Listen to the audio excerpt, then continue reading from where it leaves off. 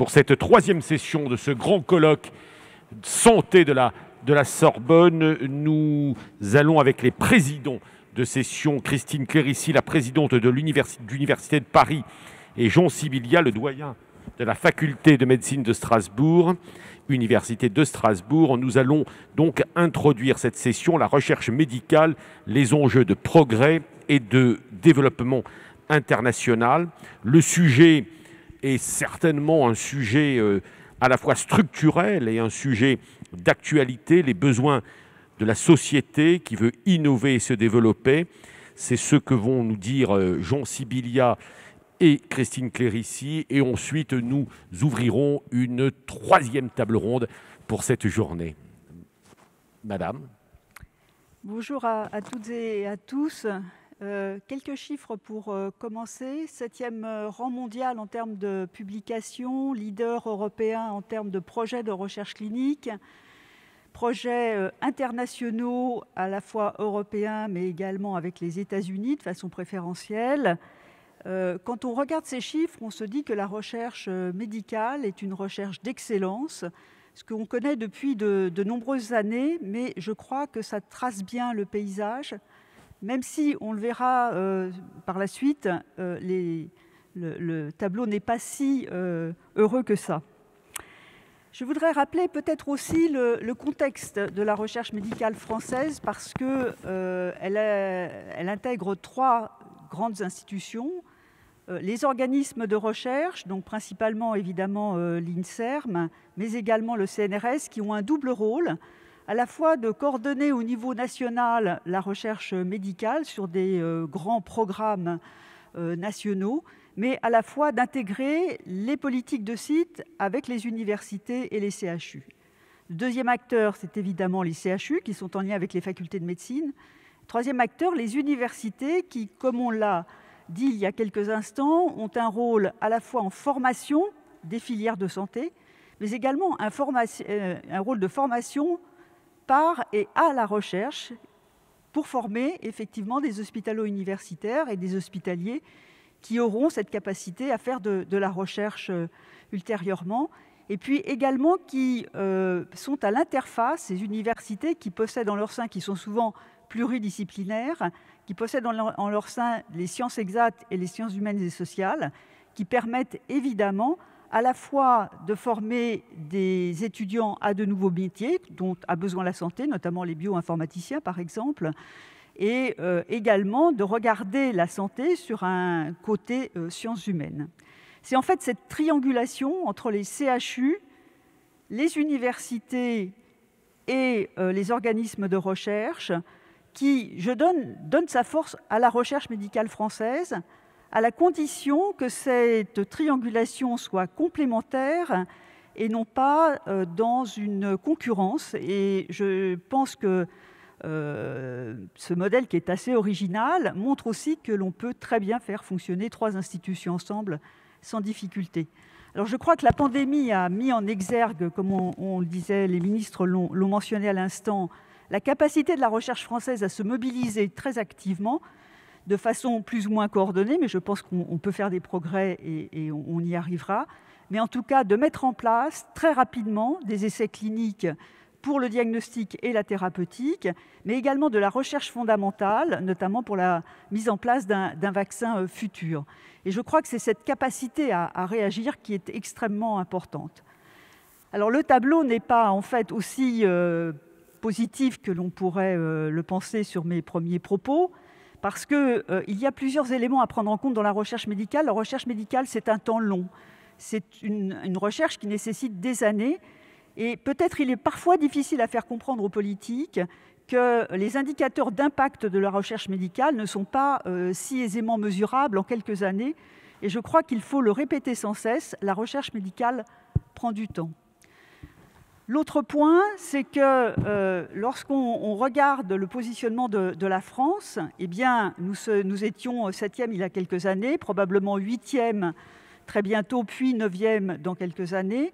Et donc, il faut aussi être à attentif à la compétition mondiale, mais également au financement. Et je suis ravie qu'on ait annoncé à la fois au niveau de la ministre de l'Enseignement supérieur et de la Recherche et du ministère de la Santé des financements appropriés. Et puis le troisième point, c'est que nous avons un rôle majeur à jouer dans l'innovation et dans le transfert technologique. Je pense que la recherche industrielle en santé est en diminution et il faut évidemment que nos start-up ne soient pas rachetées par des sociétés étrangères et qu'on garde à l'intérieur de la France cette capacité à produire de la recherche industrielle médicale. Et je crois que la loi pour la programmation de la recherche, qui autorise en fait cette possibilité d'avoir un va-et-vient entre la recherche privée et la recherche publique, est évidemment un acte fondamental. Merci beaucoup. Voilà, pour simplifier la conclusion, de faire une introduction à deux mains, ou à deux voix plutôt, remercier dans cette introduction, je voulais remercier, c'est l'occasion de le faire, puisque Pascal nous a dit qu'il y a des milliers de gens connectés, donc les remercier tous les chercheurs hospitaliers, universitaires et enseignants-chercheurs, des immenses efforts qui ont été faits ces derniers mois. Je pense que c'est l'occasion de le dire aussi. On a remercié beaucoup de monde. On n'a pas forcément remercié les chercheurs, mais je pense qu'il faut le faire et c'est l'occasion de le faire devant tout le monde. Je voulais simplement compléter les propos de Christine dans cette introduction en vous interrogeant et je vais le dire avec des mots simples mais directs, en poussant un cri d'alerte et un cri d'alarme. Je pense que Christine l'a dit avec beaucoup de sagesse et de politesse, mais je crois que le moment est grave. Et Covid-19 n'est pas la cause de ce moment, de ce carrefour-là. Covid-19 est un révélateur d'une grande difficulté dans laquelle aujourd'hui se trouve la recherche en santé française. Il y a des belles choses, il y a des belles pépites, mais il y a aussi de grandes difficultés. Covid l'a révélé. La recherche, et là aussi je vais utiliser des mots simples, nous interpelle et nous interroge sur 4 sujets. Et elle est là pour produire de la connaissance. Sans connaissance, rien n'avance. Elle est là pour produire de l'innovation, et on voit bien que l'innovation est indispensable dans des domaines de crise sanitaire comme celui d'aujourd'hui. Et cette recherche nous oblige aussi à revoir notre concept de souveraineté. Je suis conscient que ça a été dit, mais c'est vrai, sans souveraineté, sans capacité collective, il n'y a pas de souveraineté, il n'y a pas de capacité à produire les choses. Et en dernier lieu, dans les interrogations et les rencontres qu'on fait, je crois qu'il y a un élément clé, et ça a été dit, je veux le répéter aussi, je crois que Patrick le dira aussi, nous sommes interrogés sur la rationalité que porte la recherche dans l'université aujourd'hui. Aujourd'hui, notre société est traversée par des pensées magiques, ça a été dit, tu le répéteras certainement. Ces pensées magiques, elles sont la source d'une défiance, d'un déficit de confiance majeur, et on a vu la conséquence de ce déficit de confiance, et je crois que la prochaine étape qu'on peut annoncer, c'est ce déficit de confiance confronté à la vaccination pour tous ou pas pour tous, et je serais très curieux de voir comment nous pourrons gérer ça. Mais il faut donner de la rationalité, il faut que l'université, que les acteurs de la recherche, tu les as cités, tu les as tous cités, les EPST, les hôpitaux, les CHU surtout, amènent en fait un vent de rationalité dans la société actuelle. Il restera à s'interroger, c'est ma conclusion, et répondre à des questions très précises, c'est le débat, et des questions extrêmement précises. Mettons assez d'argent dans le système? Je ne crois pas. Je pense que les annonces qui ont été faites, elles sont bien loin de couvrir les besoins réels et les enjeux. Si on se compare à nos amis allemands ou à d'autres pays, les 35 milliards sur 5 ans ou sur 10 ans, c'est une goutte d'eau par rapport à ce qui va être mis par d'autres pays au même moment. Deuxièmement, s'est-on interrogé réellement sur la place de l'organisation nationale et territoriale? Quel acteur, qui pilote nationalement et territorialement? Dans les territoires, pourquoi ne pas confier à l'université, qui est le professionnel de la recherche et de la formation, l'action de coordonner l'ensemble des acteurs pour une recherche territoriale qui est stratège par des relations public-public, public-privé beaucoup plus importantes et puis décomplexées surtout. S'est-on interrogé, j'ai que 2 petites choses encore Pascal, sur la place des nouvelles plateformes, des nouveaux outils. Aujourd'hui, il y a clairement des outils qui s'usent, de vieux outils. Le chercheur a besoin d'outils nouveaux, on a besoin de rénover. Et dernier point, s'est-on vraiment interrogé sur le cœur et l'âme des chercheurs, qu'ils soient HU, et les HU en ont peut-être encore besoin plus que les autres, tous les chercheurs en ont besoin. Est-ce qu'on s'est interrogé sur leur carrière, sur leur rémunération, sur leur mobilité internationale, s'étant interrogés sur leurs conditions de travail. Je ne crois pas. En tout cas, le Ségur ne l'a pas fait. Je le dis on se l'est dit entre nous, je le dis parce qu'il faut avoir le courage de dire les choses. Le Ségur ne l'a pas fait. Nous avons entendu notre ministre. J'espère qu'on le fera maintenant. Attendons avec impatience et fermeté et détermination et conviction, sans quoi on peut vous annoncer tous ensemble un débobinage et clairement une chute libre de notre recherche en santé. N'oubliez pas que les indices qu'on regarde sont le résultat de la recherche d'il y a 5 ans. Donc nous verrons dans 5 ans ce qu'on n'a pas fait aujourd'hui. Donc c'est un cri d'alarme, je voulais vous le dire, et beaucoup de gens sont connectés, et portons ce cri d'alarme positivement pour changer les choses. Merci Jean Sibilia. La parole est à Patrick Lévy pour sa communication qu'il va faire du pupitre. Patrick Lévy est l'ancien président de l'université Grenoble-Alpes, coordinateur de l'initiative d'excellence. La parole est à Patrick Lévy pour une vingtaine de minutes et vous intervenez avec des slides que l'on va vous diffuser. Monsieur Lévy, c'est à vous. Merci beaucoup. Alors, ce n'est pas l'université de Strasbourg, mais ce n'est pas très grave. Alors, effectivement, j'ai dit Strasbourg. Non, c'est pas très grave. C'était sur la non, évidemment, de Grenoble-Alpes, voilà, bien entendu, monsieur Lévy. Donc, justement, je vous offre un lac des Alpes, qui est le lac Blanc près de Pralognan, mais bon, ma compétence, c'est aussi d'avoir été un directeur d'une unité INSERM et université à Grenoble. Et je vais essayer d'avoir un point de vue qui soit assez critique, en fait, sur... Et peut-être pour porter des éléments d'avenir. Au fond, ça fait assez écho aux interventions qu'on a entendues ce matin d'Arnaud Fontanet, ce qui a été dit aussi par Olivier Véran, et puis ce que viennent de dire Christine Clérici et Jean Sibilia. Donc, si on peut passer à la diapositive suivante, voilà ce que je vais essayer de présenter assez rapidement. La position, en fait, de la France dans la compétition scientifique internationale, des potentialités que vous connaissez, mais que je résumerai très rapidement. Quand même un petit détour par la Covid parce que, comme il a été dit, la science a été au rendez-vous, mais pas forcément tous les aspects de la recherche clinique. Et je pense que nous avons des leçons à tirer de cela, enfin, on verra ensemble. Et puis quelques propositions pour progresser, qui d'ailleurs ont été, pour certaines, déjà évoquées dans la journée. Ça, c'est en fait une chose que vous connaissez tous, mais qui est quand même, dans la compétition internationale, extrêmement important à garder en tête. Il y a une progression absolument massive de la production scientifique chinoise qu'on voit ici. Vous voyez, c'est la deuxième colonne, avec en particulier le petit triangle jaune et qui est à comparer au point rouge dans ce que j'ai entouré. Et on voit que la position des autres pays est pratiquement, enfin, peut changer, peut varier, et que la France est dans une position moyenne, en fait, en quelque sorte, n'a pas trop bougé dans cette compétition, mais que finalement, chacun a un tout petit peu régressé au profit de la Chine. Diapo suivante. Alors, c'est intéressant de constater, en fait, que, évidemment, la tendance lourde, c'est la copublication. Et ici, vous avez les différents champs scientifiques.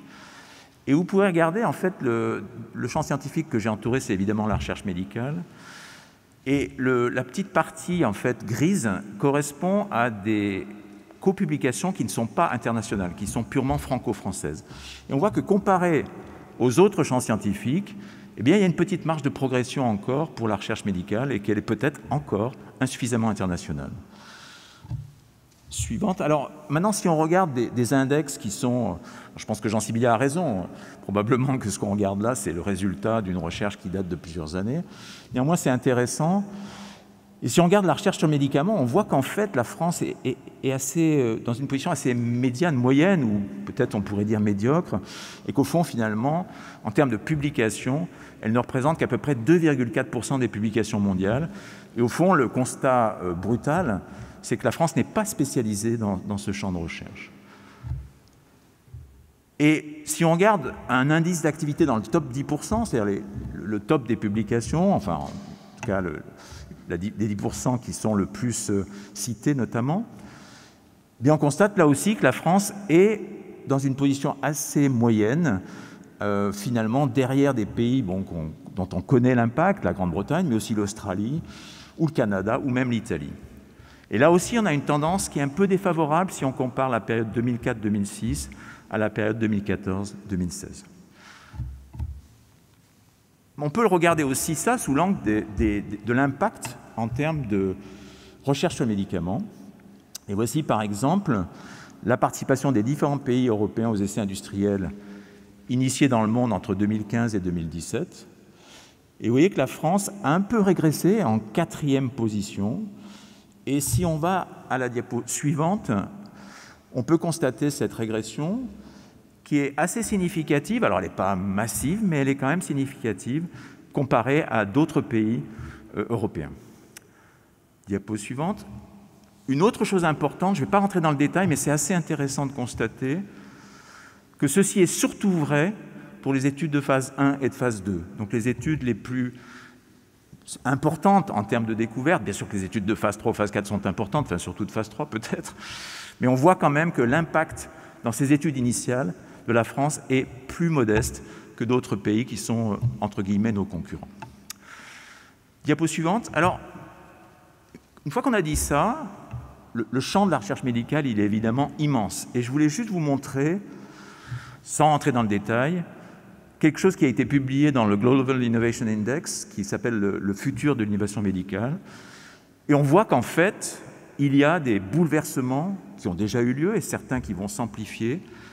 Dans le domaine des traitements, je ne vais pas les citer tous, mais on sait très bien que dans le domaine génétique ou des cellules souches ou dans les domaines de l'immunothérapie, des vaccins, on va en reparler je pense, ou dans le domaine du traitement de la douleur ou des traitements de santé mentale, il y a des opportunités extrêmement importantes pour la recherche médicale. Diapo suivante, c'est aussi le cas des nouvelles technologies, évidemment. Les imprimantes 3D, la médecine personnalisée, la chirurgie assistée par ordinateur, la médecine régénérative, tous les progrès en termes d'imagerie médicale et de diagnostic sont là. Et dernière diapositive, c'est aussi le cas, la suivante s'il vous plaît, c'est aussi le cas sur des aspects que vous connaissez et qui ont d'ailleurs été en partie développés en urgence, ou en tout cas propulsés en urgence dans le cadre de la pandémie, j'y reviendrai. Bien sûr, des aspects de nouvelle approche de la façon dont les soins peuvent être dispensés. Le ministre tout à l'heure a évoqué la télémédecine, c'en est un aspect, il y en a plein d'autres. Et aussi sur des aspects de collecte de données qui ont changé radicalement la donne. Aujourd'hui, les big data, avec un certain nombre peut-être parfois de déformations, j'y viendrai dans un instant, sont une opportunité importante pour faire de la recherche médicale. Un exemple de ça, c'est, vous le savez, l'intelligence artificielle et la performance médicale. Je ne vais pas rentrer dans le détail, mais si vous regardez cette diapositive, c'est un papier qui a été publié l'année dernière, vous regarderez que toute une série de situations diagnostiques ou thérapeutiques ont été comparées à des algorithmes et qui finalement fonctionnent. Alors ça ne veut pas dire évidemment que ça soit utilisable dans une prospective clinique, c'est une autre question, mais en tout cas ces algorithmes ont une efficacité. Et je vais vous en montrer un exemple qui est celui-ci. Non, vous pouvez passer, voilà. Ça, c'est évidemment une validation rétrospective qui compare en fait un algorithme d'intelligence artificielle dans une situation très particulière, qui est un sepsis, et on compare en fait la performance du clinicien face à celle de la machine sur 2 critères. Un premier critère qui est en fait le remplissage, et un deuxième critère qui est la quantité de drogue vasopressive. Et si vous regardez les 2 courbes du bas, vous vous rendrez compte que lorsque la mortalité est minimum, c'est que la décision médicale est tout à fait conforme à l'algorithme. Et dès qu'elle s'en écarte, la mortalité augmente. Des exemples comme ça, il y en a beaucoup, qui ne veulent pas dire qu'on a trouvé une place forcément à l'intelligence artificielle, qui pose des tas d'autres problèmes sur lesquels je ne vais pas insister, mais qu'en tout cas, les possibilités sont là. Alors, je vais prendre le cas particulier de la Covid, parce que, évidemment, on voit bien, et il suffit de regarder cet amphithéâtre pour voir que c'est quand même, on est dans une situation très particulière. Au fond, et ça a été dit tout à l'heure, la recherche scientifique a été au rendez-vous de ce bouleversement, de cette épidémie, même si c'est loin d'être fini. En particulier, je dirais, la recherche fondamentale. Je prends ici un exemple qui détaille la protéine spike et ses implications. On peut aller à la suivante, qui montre un autre exemple de recherche clinique en réanimation, qui montre schématiquement que quand vous êtes vieux, vous êtes un homme, que vous avez un index de masse corporelle élevé et que vous avez une pathologie genre insuffisance coronarienne ou un cancer actif, vous avez beaucoup de chances de mourir en réanimation. Il y a eu plein d'autres exemples, et il a été évoqué tout à l'heure, l'essai sur la dexaméthasone, effectivement. Suivante. Cependant, et quand même c'est quelque chose de très important à prendre en compte pour nous, il y a eu aussi des ratés important de la recherche clinique et des essais thérapeutiques. Je montre ces 3 papiers, je vais y revenir, qui en fait disent une chose, c'est que dès lors qu'on s'écarte des principes même méthodologiques et scientifiques en matière de recherche sur le médicament, ou sur d'autres choses d'ailleurs, on est à côté de la plaque et ça peut être assez dramatique. Diapo suivante. Alors vous savez que toute une série d'essais thérapeutiques ont été conduits, mais en fait, un très grand nombre d'essais ont impliqué l'hydroxychloroquine.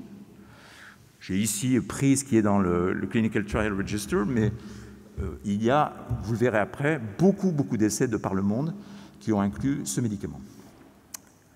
Alors, j'ai hésité à montrer ces 2 figures, qui sont les 2 premiers papiers publiés autour de l'hydroxychloroquine par le groupe de Didier Raoult. Et je l'ai fait en fait surtout pour dire que ces papiers, surtout d'ailleurs la figure de gauche, posent un problème. Et posent un problème, on peut passer à la diapo suivante, qui est résumé dans quelque chose qui est assez rare, qui est une revue post-publication, publiée dans le même journal, et dont je vous laisse prendre connaissance du contenu, mais schématiquement, ça dit que cet article publié en avril, je crois, présentait des défauts méthodologiques majeurs et que, dans le contexte de l'attente d'un traitement important, non seulement il était sérieusement remis en cause, mais il était irresponsable. Et la conclusion, c'est que c'est un manuscrit non informatif avec des défauts méthodologiques majeurs qui ne justifient en rien les conclusions qui ont été publiées. C'est assez rare pour être souligné, je crois que c'est assez peu fréquent qu'un post-publication review soit présenté dans le même journal. Mais malheureusement, diapo suivante, il y a eu aussi ce fameux article du Lancet qui présentait des résultats sur un très grand nombre de patients, plus de 95 000 patients. Et on peut montrer la suivante. J'insiste pas trop, vous connaissez tous cette histoire. Je montre là juste la réaction du Lancet qui était évidemment très embarrassée.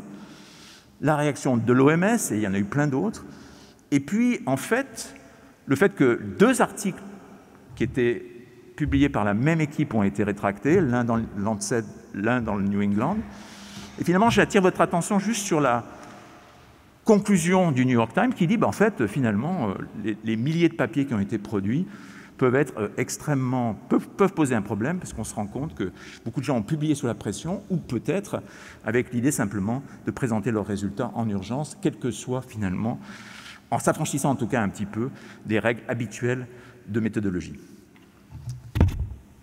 Alors évidemment, il y a eu des très bons essais qui ont été conduits. J'en montre un qui a écarté l'hydroxychloroquine en termes de bénéfices de survie. Et puis, peut-être c'est plus intéressant de montrer la suivante, qui est en fait à la fois l'évolution logique d'ailleurs de l'essai Discovery, et puis vous voyez la figure du haut, c'est en fait la totalité des essais qui ont été menés, et le gros point bleu, c'est la totalité des essais qui ont été menés dans le monde sur l'hydroxychloroquine. Et au fond, on peut reprendre l'article que j'évoquais tout à l'heure contre l'exceptionnalisme de la recherche en conditions de pandémie, qui finalement dit, au fond, il y a 5 conditions fondamentales. Il faut tester des hypothèses utiles et non examinées par ailleurs. Aux US, par exemple, il y avait plus de 20 études testant l'hydroxychloroquine qui devaient inclure plus de 80 000 patients. Il faut un design rigoureux, je n'insiste pas. Il faut une intégrité analytique conforme aux objectifs et méthodes enregistrés sur les sites de recherche clinique, c'est absolument fondamental. Il faut une publication rapide et complète des résultats sans favoriser les résultats positifs. Il faut mettre en œuvre des études réalisables. Et là, toute la question est là, c'est-à-dire que dans cette situation, revenez en arrière s'il vous plaît, il faut que les autorités sanitaires, il faut que le gouvernement, il faut que les sponsors résistent à la pression de mener des études ouvertes et non contrôlées. Et on voit très bien que ça a été difficile. Alors à partir de là, on voit qu'un certain nombre de propositions ont été faites, notamment par les 3 académies de médecine, de pharmacie et de sciences, qui au fond disent, voilà, c'est en dehors même de cette situation de pandémie, il y a des conditions très importantes qui sont listées là et qui sont, je pense, relativement raisonnables, mais qui disent aussi la difficulté à mener des études comme celle-là dans un milieu académique, et chacun d'entre nous qui a fait des études de recherche clinique sait ça. Donc là encore, il faut des moyens suffisants. Et l'autre chose, et j'y reviendrai en conclusion, c'est la nécessité de coordonner la recherche pour trouver un équilibre entre compétition et collaboration. Et bien sûr, il faut faciliter les procédures d'agrément des projets. Le ministre, à juste titre, s'est félicité du fait que ça avait été facilité pendant la pandémie. Il ne faut pas perdre de vue qu'une des difficultés de la France, c'est que ces procédures sont compliquées et trop longues. Je vais y revenir dans deux minutes.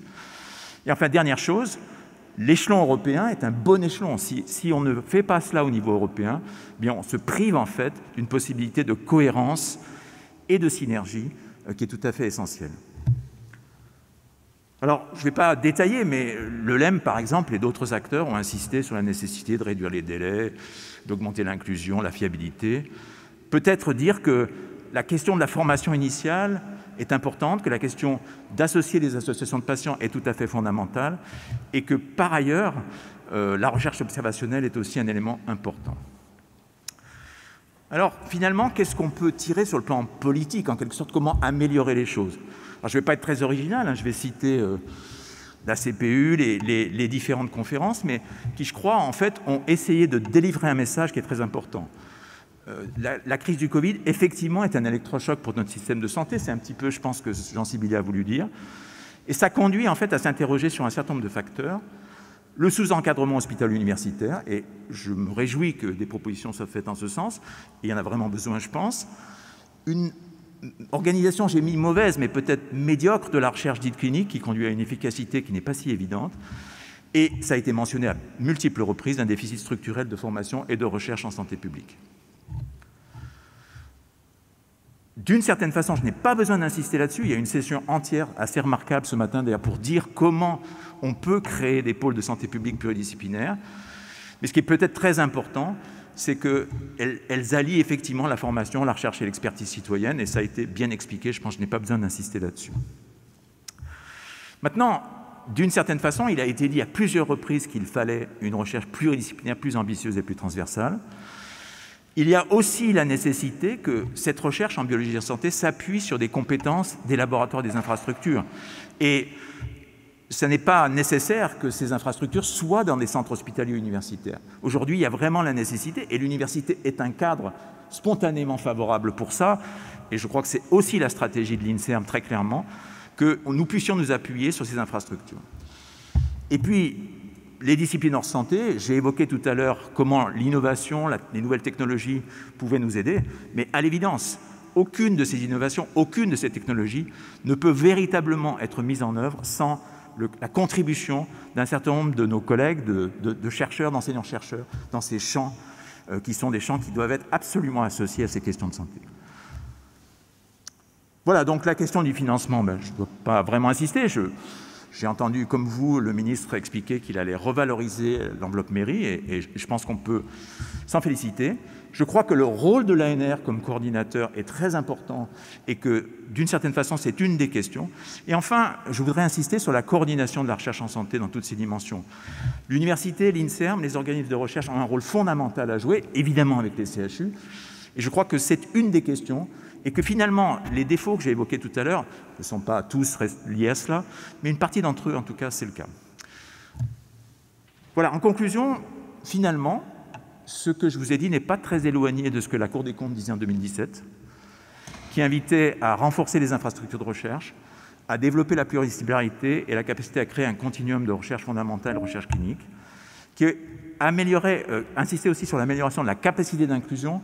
On voit très bien qu'un très grand nombre d'essais, malheureusement, sont mis en œuvre sans qu'on ait la garantie qu'on va pouvoir véritablement inclure suffisamment de patients.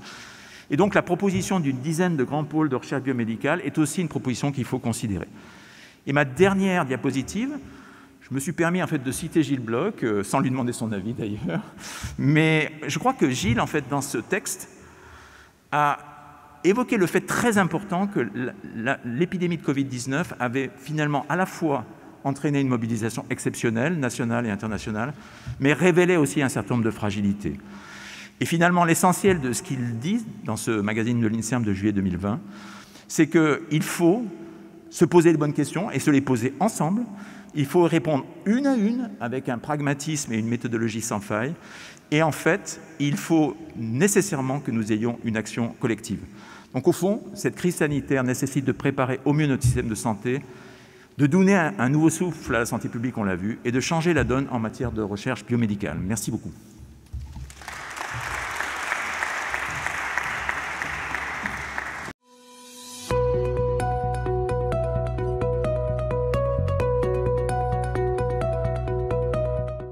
Très bien, bonjour à tous. Je suis Marie-Noëlle Gérin-Brezard, présidente de la conférence des directeurs généraux de CHU. Je voudrais d'abord remercier la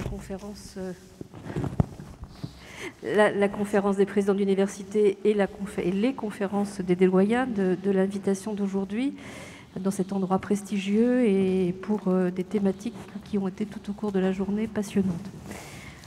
2 mots sur les CHU quand même, on en a un peu parlé dans la journée. Nous avons une histoire commune avec l'université, elle date de 1958. Nous sommes par voie de convention depuis cette date, ou parfois après, unis, des partenaires évidents. Ces conventions, nous sommes tous pour la plupart en train de les revisiter, elles en avaient besoin. Nos missions communes, le soin, l'enseignement, la recherche. Les CHU y apportent le lien avec les patients et avec les représentants des patients, des données en santé riches, des plateaux techniques, des ressources humaines hospitalières, qui ne sont pas toutes hospitalo-universitaires, mais qui contribuent grandement aux activités d'enseignement et de recherche.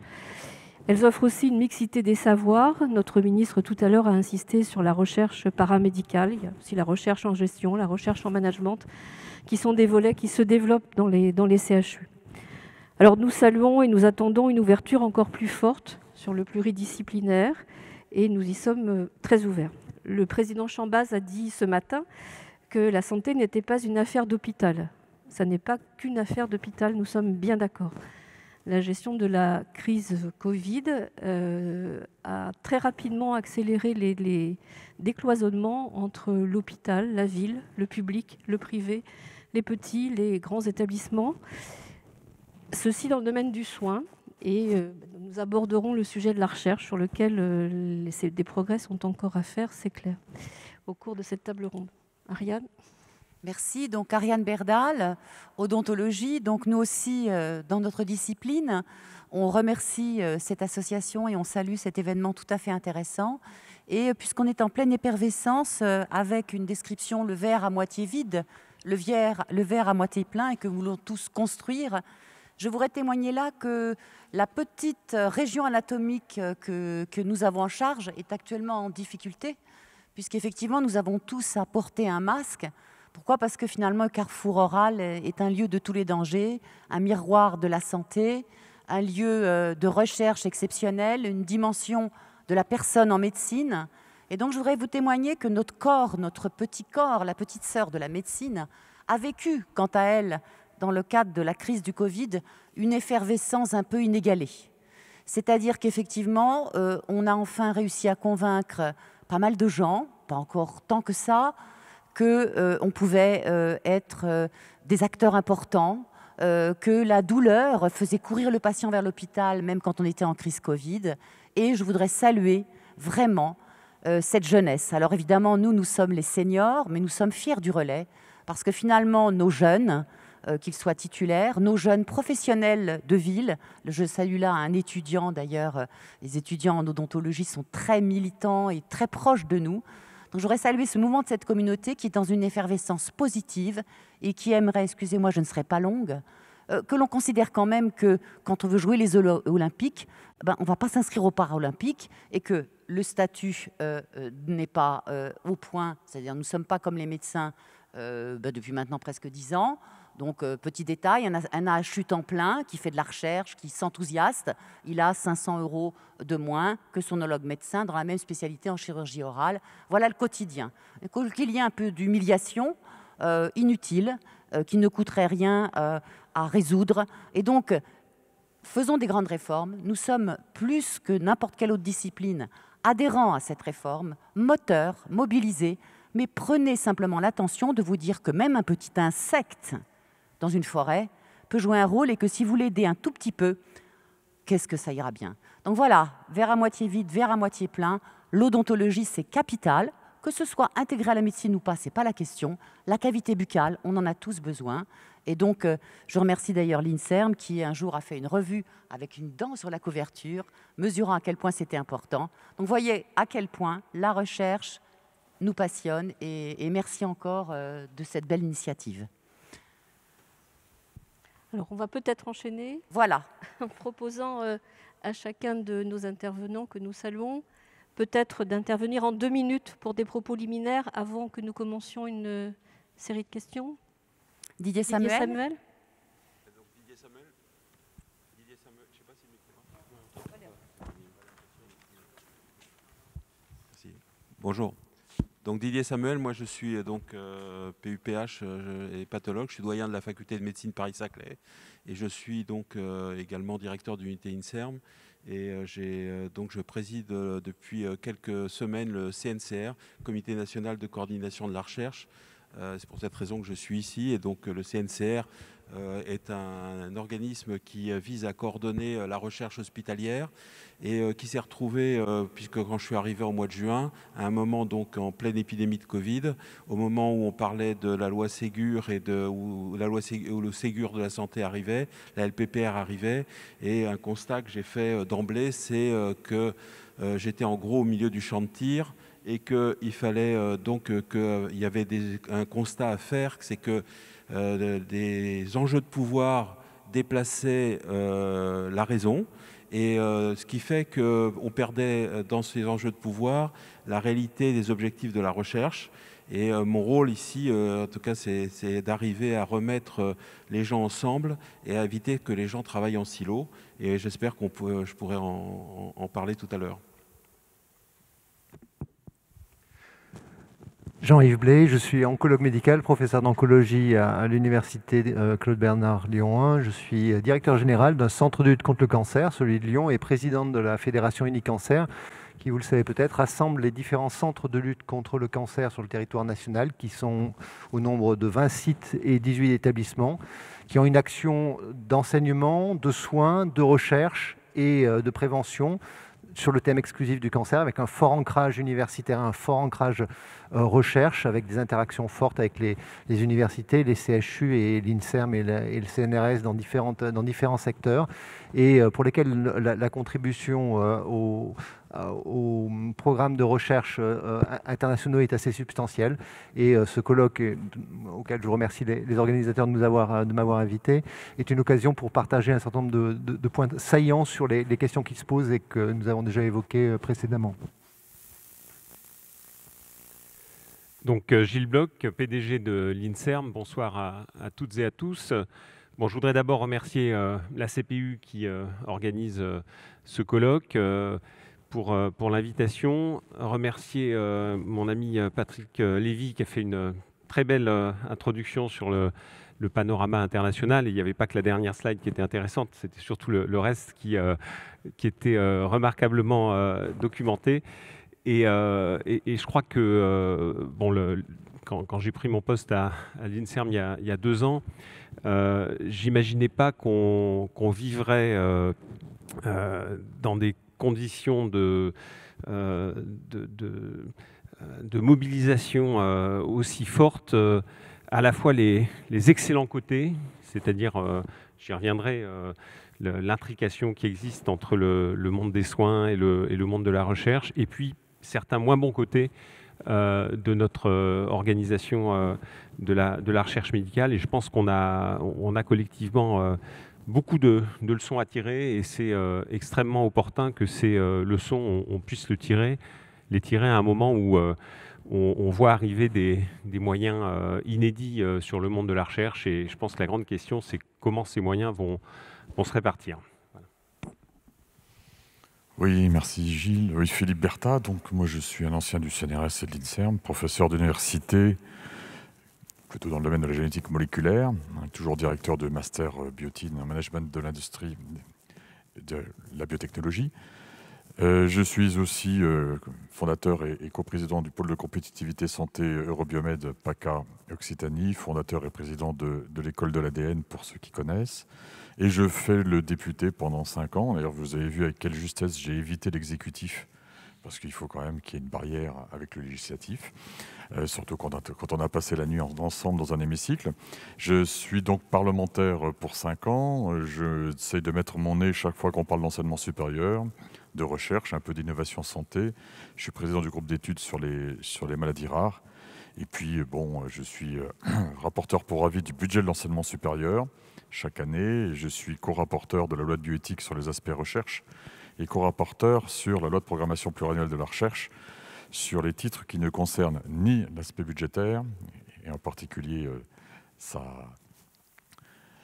c'est 10 ans, voilà, sa trajectoire, bien sûr, et puis ni les aspects ressources humaines, mais sur le reste, qui manifestement, pour certains d'entre vous, a su vous émouvoir, si je traduis ça en coup de téléphone reçu dans les derniers jours. Voilà.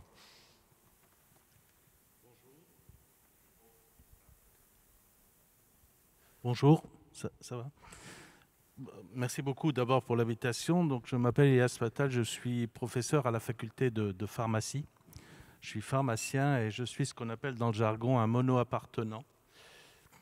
Et j'ai donc, dans mon expérience, j'ai donc dirigé pendant 10 ans une unité de recherche associée au CNRS dans le domaine des nanomédicaments, donc qui est un domaine qui est essentiellement pluridisciplinaire. Aujourd'hui, je suis chargé de la recherche sur la faculté de pharmacie dans le contexte de l'université Paris-Saclay.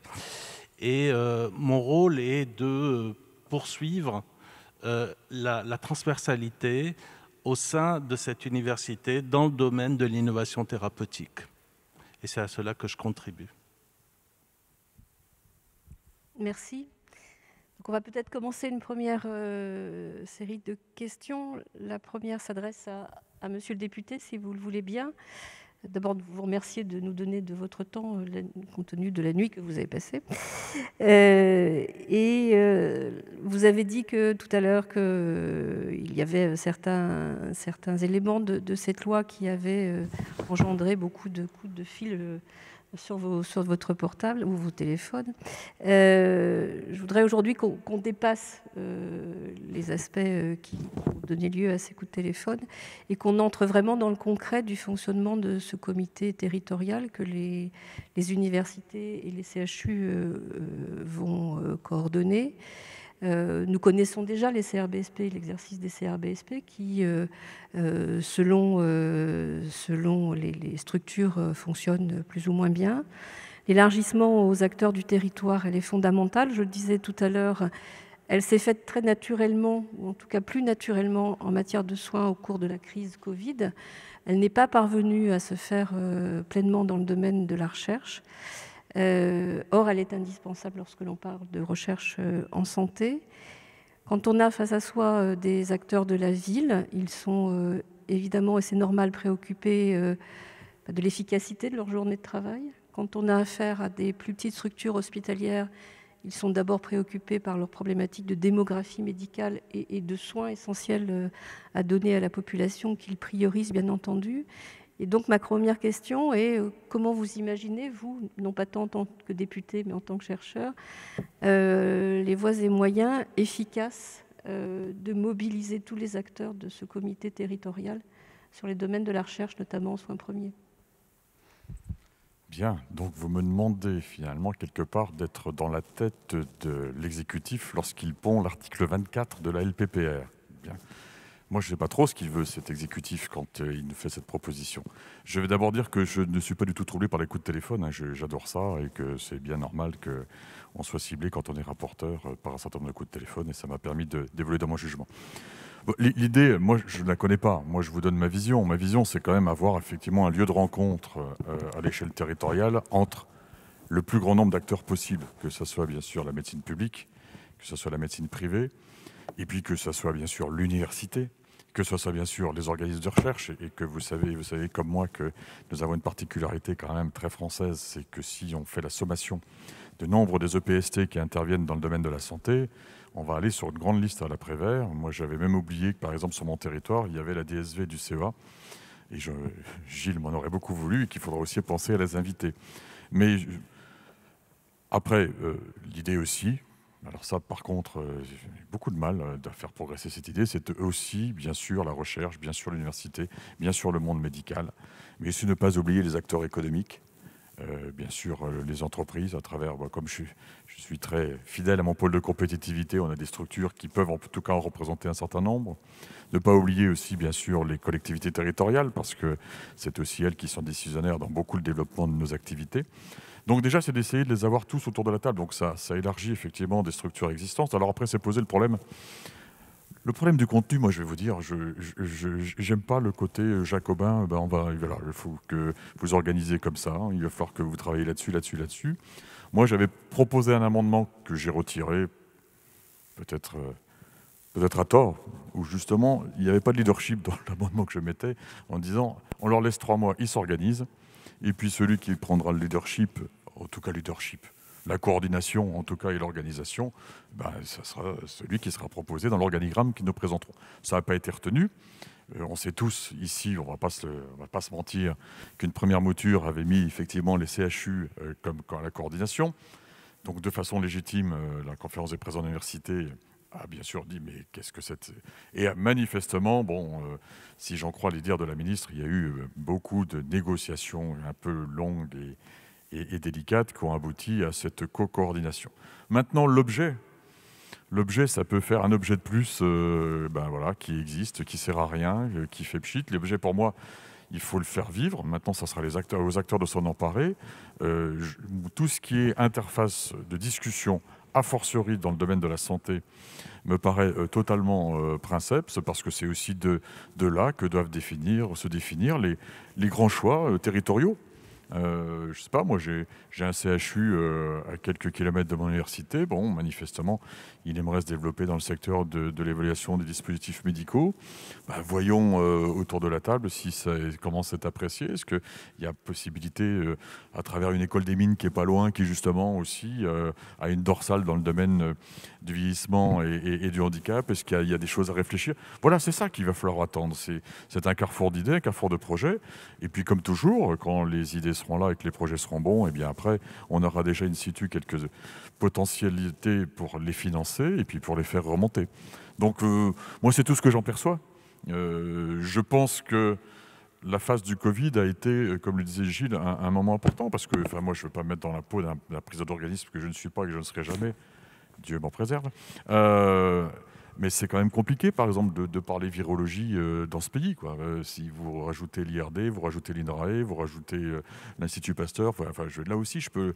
Donc c'est quand même bien qu'on ait une multiplication quand même de structures où le qui fait quoi soit en permanence connu et le qu'est-ce qu'on peut faire ensemble. Donc voilà, moi j'ai vu ça comme ça, à travers les 3 lignes de l'article 24. Maintenant, peut-être, je ne sais pas ce qu'en a dit la ministre Frédérique Vidal tout à l'heure, si elle en a parlé, je ne sais pas ce qu'elle en attend.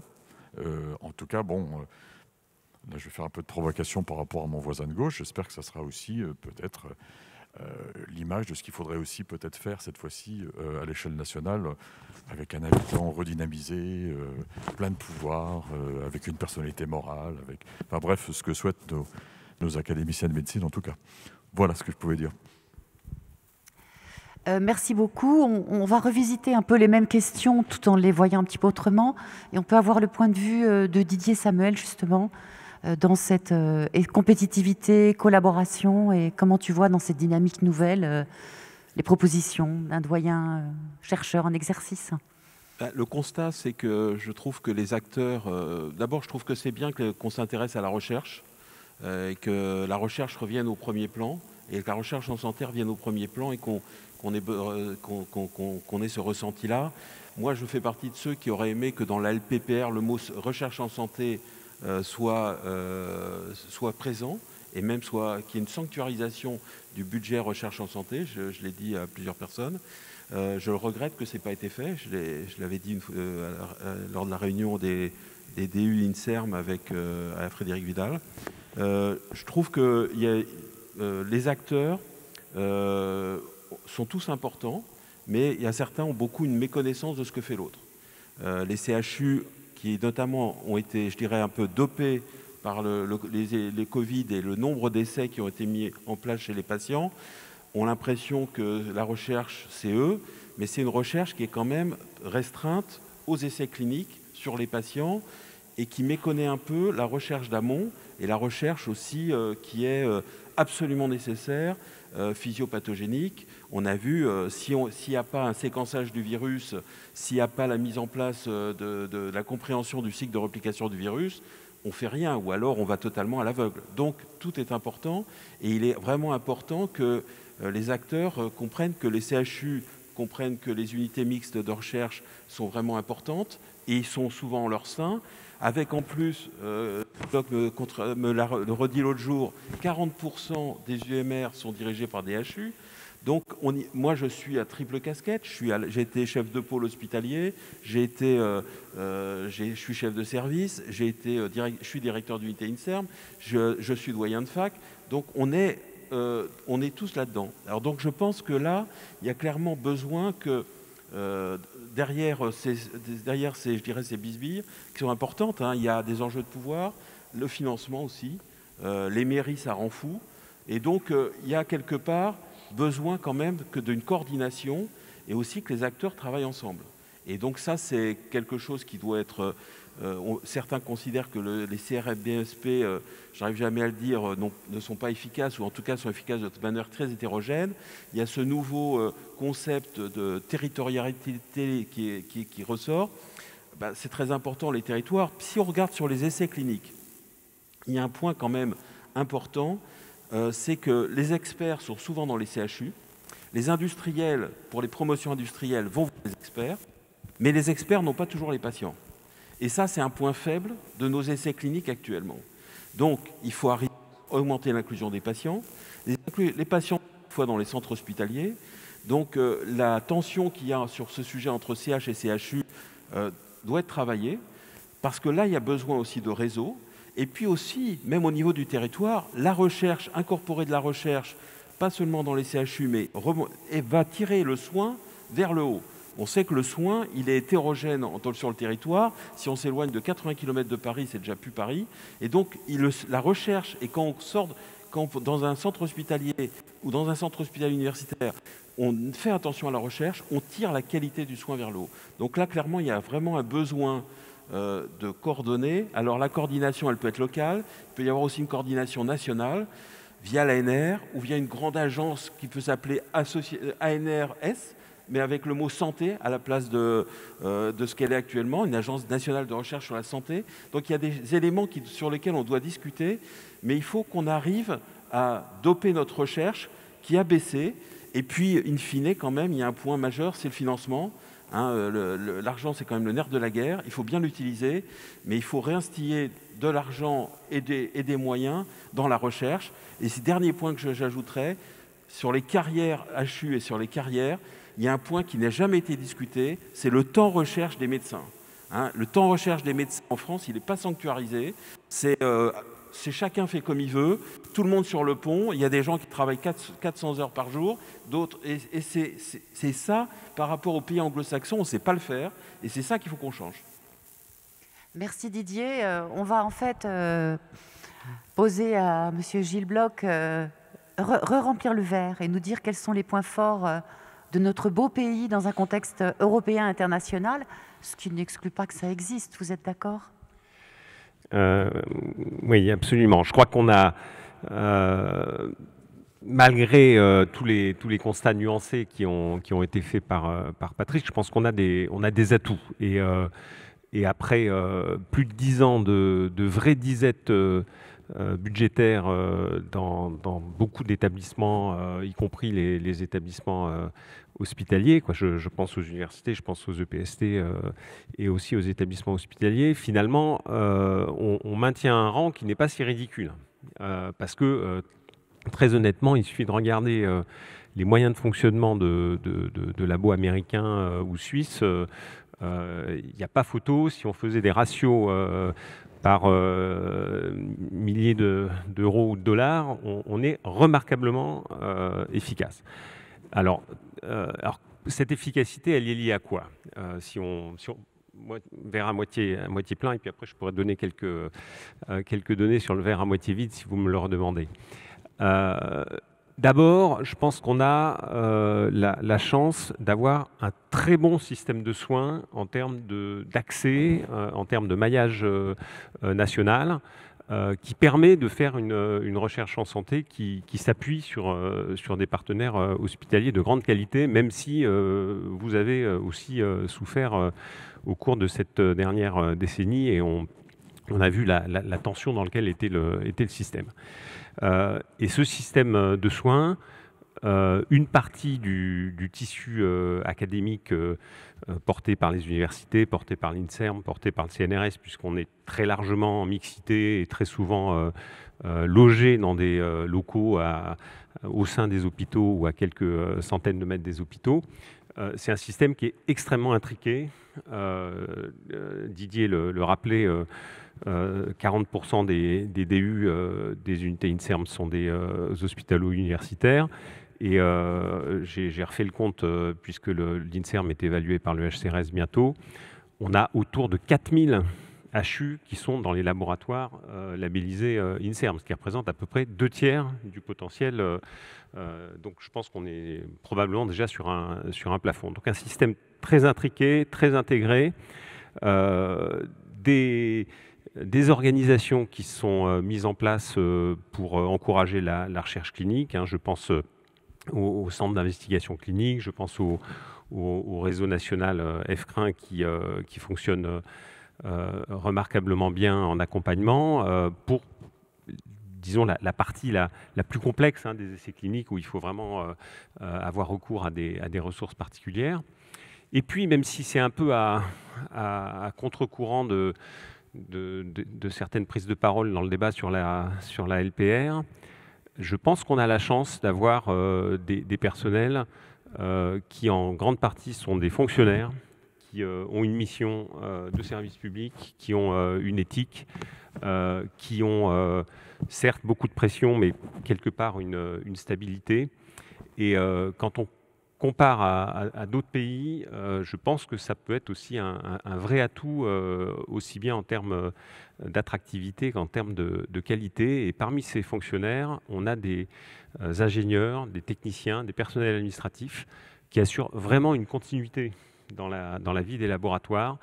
Il suffit d'aller voir un laboratoire américain. Moi, j'y ai vécu un certain temps. Il y a un vrai problème de permanence des compétences, qui n'est pallié que par la surabondance d'argent, qui fait que de toute façon on peut toujours acheter le dernier microscope avec le mode d'emploi qui va bien, mais je pense que notre système, par ce tissu de compétences humaines stables, est remarquablement efficace avec beaucoup moins de moyens. Donc voilà un résumé des points forts que je vois. Après, on pourra revenir sur les points faibles, parce qu'il y en a aussi. Voilà. Merci beaucoup. Alors peut-être une question au président d'Unicancer. Alors évidemment, les CLCC travaillent sur une thématique, mais une thématique qui coche beaucoup de disciplines. En observant votre modèle, je me dis parfois que vous avez mieux réussi que nous l'interdisciplinarité qui est souhaitée, dont on a beaucoup parlé aujourd'hui, y compris avec les sciences humaines et sociales, y compris avec d'autres domaines. Est-ce que vous pouvez nous en parler un petit peu, Monsieur Blais ? Oui, bien sûr. Je crois qu'un certain nombre de choses ont été dites. Comme vous le soulignez, en fait, les centres de lutte contre le cancer, nationaux et internationaux, parce qu'il y a beaucoup d'exemples, et notamment sur le territoire nord-américain, sont en fait monochromatiques. Et en ce sens-là, ils bénéficient d'une situation relativement favorable, puisqu'au fond, accrocher de la recherche fondamentale, de la recherche de transfert, de la recherche clinique, des sciences humaines et sociales, de la prévention sur une monothématique, c'est évidemment beaucoup plus simple que lorsqu'on a de multiples thématiques. Ce que nous instruisent les leçons peut-être que l'on peut que l'on peut tirer de ces modèles sont, tout d'abord, une première leçon, je pense, la nécessaire transdisciplinarité. C'est-à-dire qu'on a les centres qui ont bien fonctionné, sont des centres qui ont fonctionné avec une structure de recherche fondamentale forte, massifiée, et couplée, adossée à une structure de recherche clinique également forte. Quand on parle masse, il faut peut-être donner des mesures qui sont intéressantes à regarder. On regardait le classement en taille et en production scientifique, puisque c'est après tout la production scientifique que l'on regarde au niveau mondial. Les 5 premiers centres de lutte contre le cancer sont américains. Ils ont une masse qui est supérieure à n'importe quel centre européen. Et en réfléchissant à notre géographie simplement nationale, on se rend compte qu'en regroupant simplement 2 ou 3 centres de lutte contre le cancer, on aurait une masse qui nous ferait grimper sur le top 5. Et on voit très bien des exemples autour de Harvard ou du MD Anderson qui sont assez couronnés de succès. Je crois que cette leçon de la massification, il faut en tirer des leçons. Et je crois aussi quelque chose qui a été dit par le professeur Samuel, qui est l'importance du temps protégé. Sur Unicancer, c'est quelque chose sur lequel nous travaillons de longue date. C'est quelque chose qui est difficile, à un moment où la pression financière des établissements hospitaliers est énorme et nous la partageons tous. Mais le fait est que réserver 20%, 40% du temps à des praticiens qui veulent s'engager dans de la recherche de manière durable ou pas durable, de manière 2 ans, 3 ans, une thèse et peut-être au-delà, c'est une source, je pense, incomparable de progrès et surtout d'attractivité. Un moment où le Ségur a beaucoup insisté sur l'attractivité et sur les aspects salariaux de l'attractivité qui sont également à souligner, parce que je crois que la France accuse un retard, on regarde les études de l'OCDE, un retard sur lequel il va falloir réfléchir également là-dessus. Mais cette attractivité par la diversité des carrières, la flexibilité et le temps réellement protégé, je pense que c'est un facteur clé de succès. On regarde nos collègues anglo-saxons, ceux qui produisent, ceux qui sont sur le devant de la scène et sur lequel nous essayons de monter, ils ont organisé ça de longue date. Je crois qu'on peut s'en inspirer, en fait. Merci beaucoup. Monsieur le doyen Fatal, une question à vous qui êtes dans une université prestigieuse et vous avez travaillé, je crois, beaucoup sur l'interdisciplinarité et sur l'élargissement au-delà de la recherche médicale pure. Est-ce que vous avez des recettes à partager? Alors, je ne pense pas que ce soit uniquement l'université Paris-Saclay, c'est vrai, c'est une grande université, mais en France, on a un tissu d'universités avec aussi des écoles d'ingénieurs, avec des organismes de recherche qui est extrêmement important.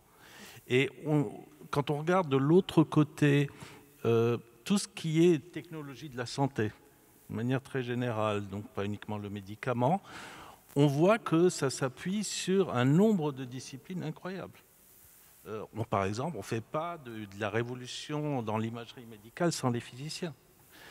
C'est un exemple. Il y a toute une série de domaines comme ça. Le médicament sans la chimie n'est pas le médicament, en tout cas pour ce qui est des petites molécules. Donc effectivement, nous, on a eu une expérience qui dure depuis très longtemps, qui a été d'ailleurs un des leviers, ça a été le PIA, donc à travers toutes les structures, non seulement les LABEX, mais les IHU, les DHU, chez Didier Samuel, où on a introduit énormément de pluridisciplinarité et on a réussi à agréger un certain nombre de disciplines. Alors entre la pharmacie et la médecine, c'est plutôt simple. Je reviendrai dessus, mais on a associé d'autres disciplines, des physiciens, des ingénieurs, puisqu'on a, par exemple, l'école centrale, etc. Alors, c'est un travail de longue haleine. C'est un travail très, très important, parce qu'il y a la question du langage. La question du langage et de la compréhension et du respect des champs thématiques de chacun est quelque chose qu'il faut prendre en compte. Et ces structurations-là, elles vont contribuer à faciliter le dialogue. Et ça a été pour nous une chance extraordinaire. Alors ensuite, quand s'est construite l'université, premier président Gilles Bloch, eh bien, il y a eu un mouvement qui s'est poursuivi vers ce qu'on appelle aujourd'hui, on appelle ça des objets interdisciplinaires. Et nous avons d'ailleurs, avec Didier Samuel et d'autres, construit un institut de recherche. Alors, ce sont des instituts hors mur, parce que la région parisienne, on est un peu éclaté partout, mais un institut de recherche donc sur le médicament et l'innovation thérapeutique, donc, dont l'activité démarre.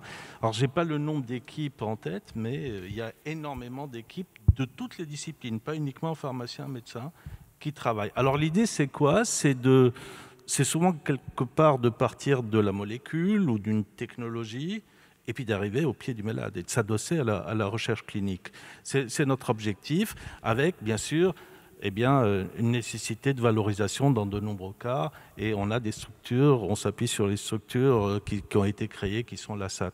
Alors, est-ce que tout ça, ça marche très bien? Est-ce que c'est fantastique? C'est très gratifiant, hein, pour moi qui suis plutôt chimiste. C'est assez gratifiant parce qu'on arrive à valoriser des recherches qu'on a menées pendant de longues dates. Il y a juste un constat d'échec que l'on voit. Il y a eu d'ailleurs un communiqué de l'Académie nationale de pharmacie qui a été rédigé à travers la crise sanitaire, qui montre que finalement, en France, on a un problème de petites molécules. On s'est rendu compte que finalement, on a énormément de biologie, mais qu'on n'a plus Pierre Potier, si je puis dire. Et on a perdu un tout petit peu de ce pan de la recherche de petites molécules dont on aurait pu enrichir nos chimiothèques et peut-être arriver sur des traitements plus efficaces. Et tout simplement parce que la chimie a été peut-être, je dirais, alors je ne parle pas de ce que je fais moi, je ne parle pas pour moi, mais toute la chimie médicinale n'a pas été très soutenue par l'ANR ou par d'autres projets. C'est le seul constat, je dirais, de la faiblesse, et ce qui pourrait expliquer que finalement, on n'a pas, ces dernières années, on n'a pas eu énormément de molécules qui sont sorties. Effectivement, la révolution des biologiques, c'est fantastique, mais on a toujours besoin de petites molécules, et on a toujours besoin de bons chimistes. Alors ça, c'est pour les doyens de pharmacie. On a modifié les études de pharmacie, je vais ramener ça à la formation. On a éliminé énormément de chimie au profit de la pharmacie clinique, et on est un certain nombre à trouver que c'est un tout petit peu regrettable, et donc il va falloir repenser un peu tout ça. Donc voilà un peu tout le travail qu'on fait. On a aussi un autre problème, parce que je ne suis pas sûr que j'interviendrai, c'est qu'on fait tout un travail donc, avec la conférence des doyens, d'ailleurs, qui a initié ça, de diplomation des pharmaciens au niveau du PhD.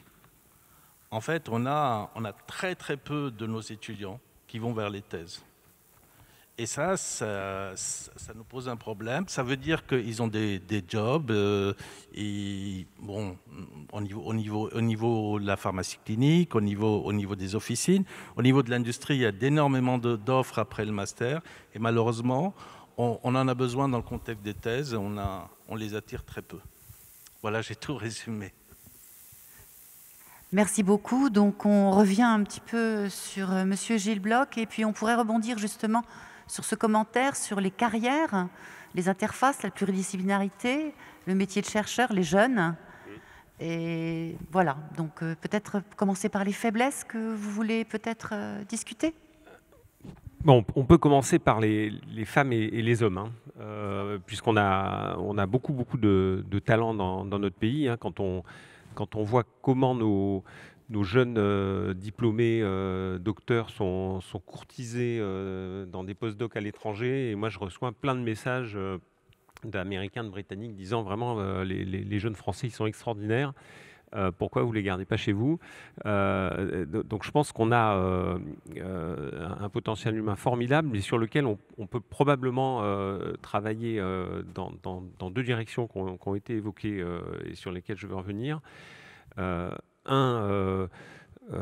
Mieux former à la recherche la population des soignants, C'est-à-dire qu'aujourd'hui, c'est vrai pour les pharmaciens, c'est vrai pour les médecins, c'est vrai pour les odontologues.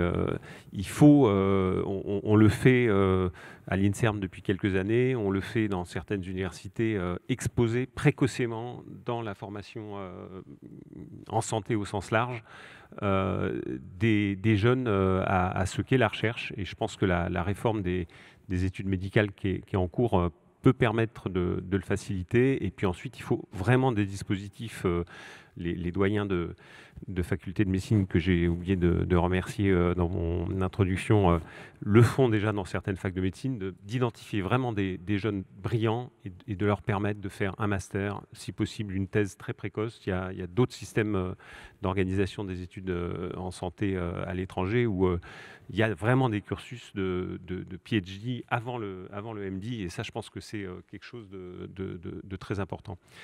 Deuxième volet dans vraiment l'amélioration du potentiel humain, c'est, et ça le doyen Samuel l'a dit, c'est de permettre à nos soignants qui sont formés à la recherche d'exprimer leur talent pour la recherche. Parce qu'il y a une telle pression sur le système de soins depuis pas mal d'années qu'on voit très bien que s'il n'y a pas un temps protégé, qui soit organisé de manière claire, alors est-ce que c'est une semaine sur 2, est-ce que c'est 3 mois par an? Moi j'ai été postdoc à Yale, le patron du service de diabéto, il avait 3 mois tous les ans où il faisait que de la recherche, et ça changeait complètement sa capacité à se projeter, sa capacité à produire personnellement. Donc ça, il faut qu'on trouve à l'organiser de manière plus systématique, parce qu'on voit bien qu'actuellement la pression sur le terrain fait que les gens sont moins disponibles qui devraient l'être compte tenu de leur formation et de leur talent.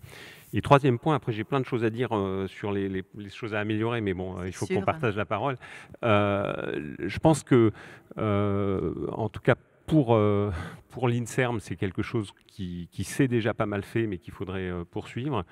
C'est vraiment bien acculturer nos jeunes chercheurs à ce que sont les enjeux de santé, à ce que c'est de rendre service aux patients jusqu'au pied du lit. Et ça, c'est quelque chose dans lequel nous, INSERM, on est vraiment prêt à s'engager aux côtés des hôpitaux pour inventer une forme de tutorat ou de période de stage qui permettent de découvrir ce qu'est ce monde-là, parce qu'il y a plein de jeunes qui ont fait de très belles thèses dans des labos qui ne savent pas ce que c'est qu'une problématique médicale, et je pense que réaliser ça par un petit peu de compagnonnage, c'est vraiment très, très enrichissant. Peut-être que je m'arrête, après j'ai plein de choses à dire sur les... Je crois que vous pourrez parler pendant des heures. Mais on va laisser... plaisir.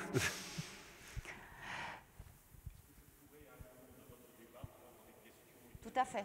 C'est le moment, je pense. Peut-être Maintenant. Alors, plusieurs questions, pas mal de commentaires. D'abord, on reprend cette idée, je crois, qui a été développée, qui s'adresse au député Bertha. On disait 3% du PIB. Pourquoi 3% du PIB à la recherche? Est-ce qu'on y est, ou est-ce que l'on va y être avec la réforme que vous avez dans laquelle vous avez participé? On nous parle de l'Agence nationale en santé. Est-ce qu'elle verra le jour? Et l'ANR a-t-elle assez de moyens et de besoins pour satisfaire ses besoins, pardon. Et puis un commentaire, mais je ferai le commentaire. Alors, autre question, excusez-moi. Territorialiser les DRCI. Est-ce que c'est possible? Beaucoup également de commentaires sur l'ouverture, notamment après ce que M. Bloch a dit sur la recherche publique, des commentaires qui disent globalement que la recherche en France en santé n'est pas assez ouverte au privé. C'est la première série de questions. Peut-être monsieur le député pour commencer. Oui, je peux essayer de répondre à moins deux d'entre elles.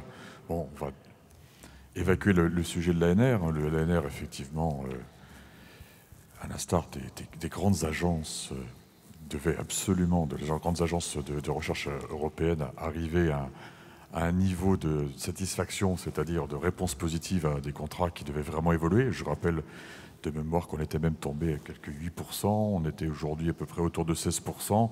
Bon, l'objet de ce 1 milliard pour l'ANR est bien d'arriver à peu près à l'équivalent de ce qu'on trouve par exemple en Allemagne, d'avoir enfin une agence qui puisse pratiquement satisfaire un tiers des projets, ce qui là commence à devenir vraiment significatif. Ensuite, sur les fameux 3%, déjà on a fait rajouter dans le texte, nous autres députés, pas 3%, au moins 3%, parce que j'espère qu'à un moment donné, on sera aussi capable de dépasser les 3%, comme le font depuis maintenant quelques temps les Allemands. Alors il faut quand même, puisqu'on est là entre académiques, dire que nous, notre objet, il est d'abord à 1%, puisque sur les 3%, c'est 1% à la recherche publique et 2% à la recherche privée.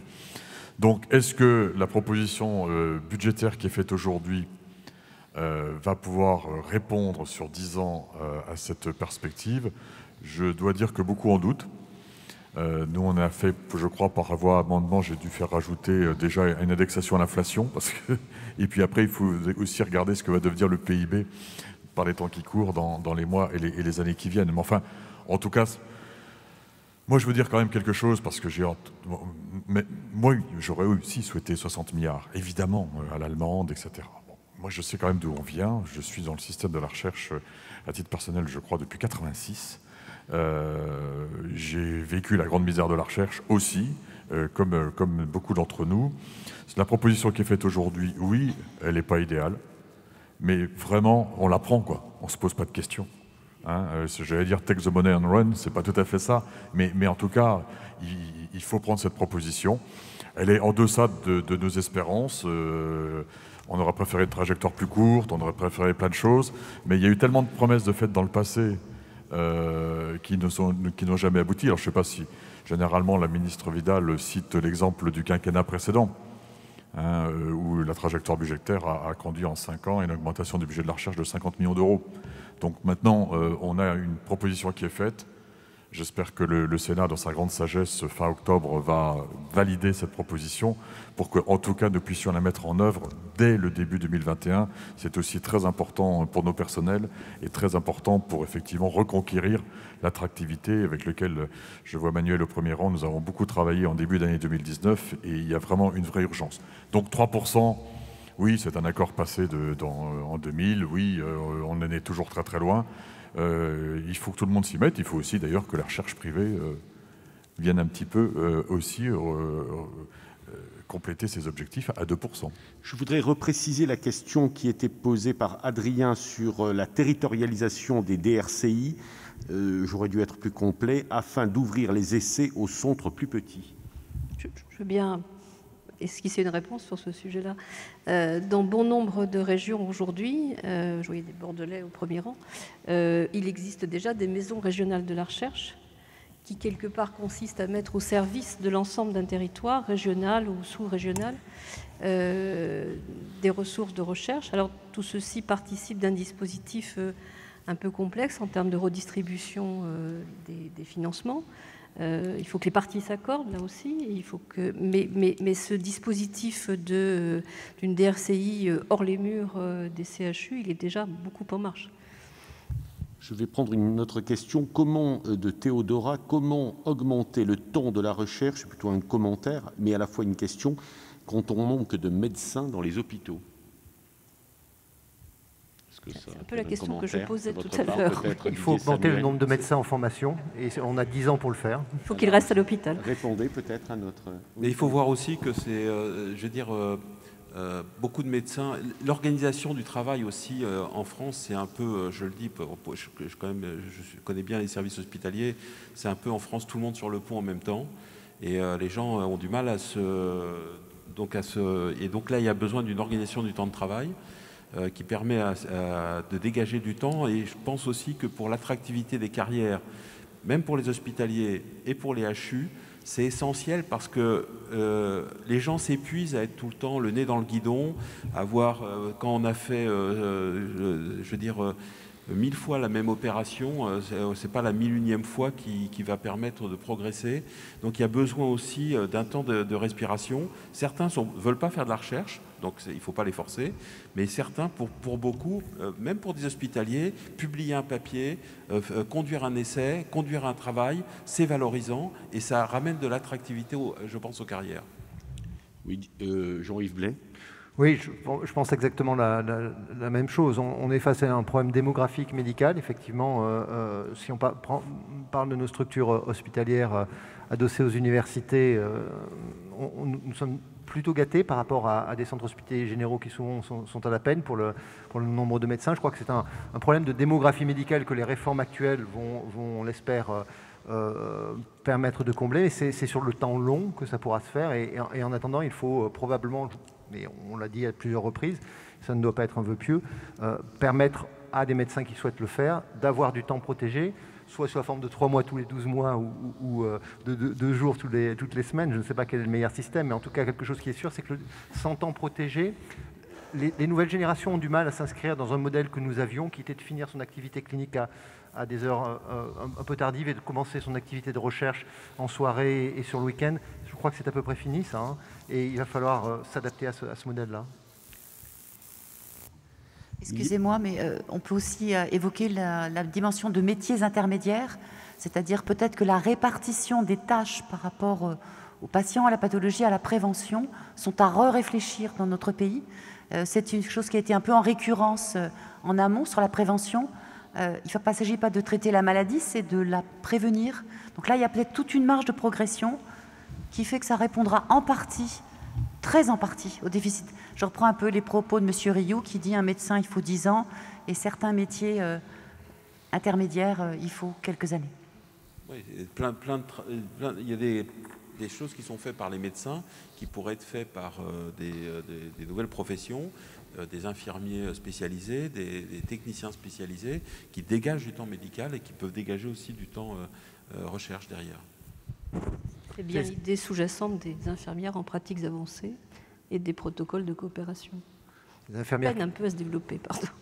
Mais c'est un domaine aussi, on a pris un énorme retard par rapport à d'autres pays. Donc c'est aussi, tout va dans le même sens, je dirais.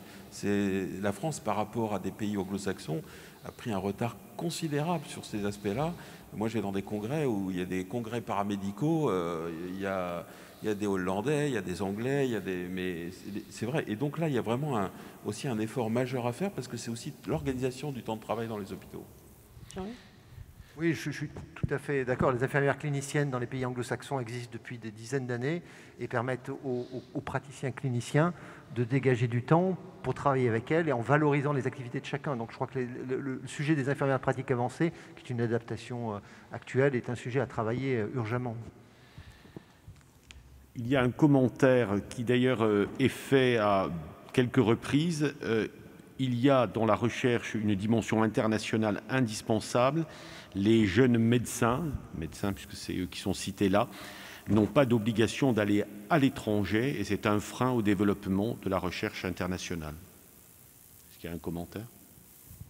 Ça fait partie...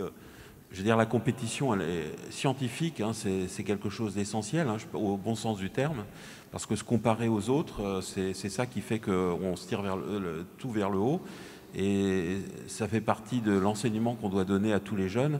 Il faut aller à l'international, il faut aller dans les congrès internationaux, il faut publier dans les revues internationales, il ne faut pas se faire mal dans les publications en essayant de viser plus haut. C'est comme ça qu'on sort du lot, c'est comme ça qu'on est repéré au niveau international, c'est comme ça qu'on devient un leader international. Ça fait partie, et la philosophie est vraiment de pousser tous les jeunes à aller travailler à l'international sur les publications, sur la recherche, à aller éventuellement passer un séjour à l'étranger. On ne peut pas rester franco-français. Et les associations suivantes européennes, les grandes publications sont maintenant européennes et mondiales. Tout est là. Hein. On peut peut-être justement reposer la question au travers d'un filtre, de M. Gilles Bloch qui nous avait donné une idée un peu. C'est-à-dire que finalement, peut-être que les jeunes chercheurs français sont convoités avec des perspectives de carrière différentes, c'est une hypothèse seulement, dans des pays autres que la France. Que pensez-vous justement en termes d'attractivité de ces jeunes vocations et ces gens brillants qui sont là ? Oui, on sait former des jeunes médecins scientifiques, des jeunes scientifiques médecins d'excellent niveau. Ils s'exportent extrêmement bien en postdoc. Certains restent à l'étranger. Et je pense que une des clés de l'attractivité, c'est bien évidemment la question des rémunérations, ce qui est un sujet majeur qui est en train d'être traité dans le cadre de la loi de programmation de la recherche.